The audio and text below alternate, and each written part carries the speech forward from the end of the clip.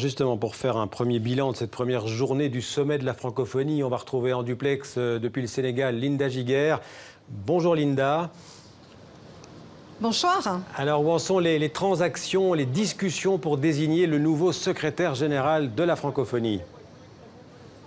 Eh bien, elles continuent ces tractations et elles vont certainement se poursuivre jusqu'au tout dernier moment, puisqu'à la veille de cette élection, eh bien, aucun consensus n'a encore été trouvé. C'est une situation totalement inédite dans l'histoire de la francophonie.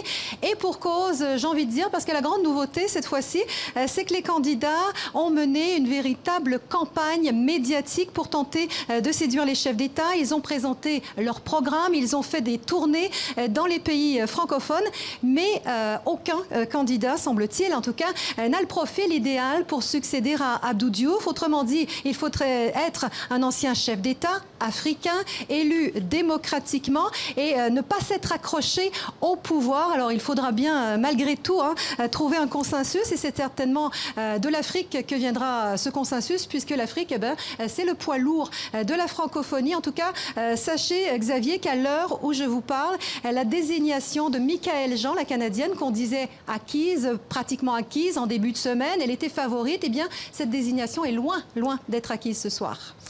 Alors Linda, un sommet dominé par les crises africaines du moment, le virus Ebola, on en a parlé, mais peut-être surtout les questions de gouvernance et de démocratie.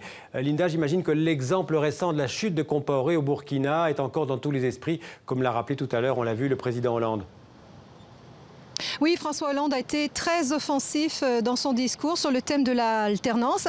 Il a cité en exemple les élections en Tunisie et le Burkina Faso. L'exemple burkinabé, a-t-il dit, est une belle démonstration et doit faire réfléchir dans les pays tentés de violer l'ordre constitutionnel. Alors le président français devait s'entretenir en tête-à-tête cet après-midi avec Faure Gnassingbé du Togo, où des manifestations de l'opposition ont encore eu lieu hier. Il devait encore rencontrer en tête-à-tête Michel Kafando, le nouveau patron de la transition burkinabé. Merci Linda, j'imagine qu'on vous retrouvera bien sûr demain dans le 64 minutes et dans d'autres éditions sur TV5 Monde. À propos de François Hollande,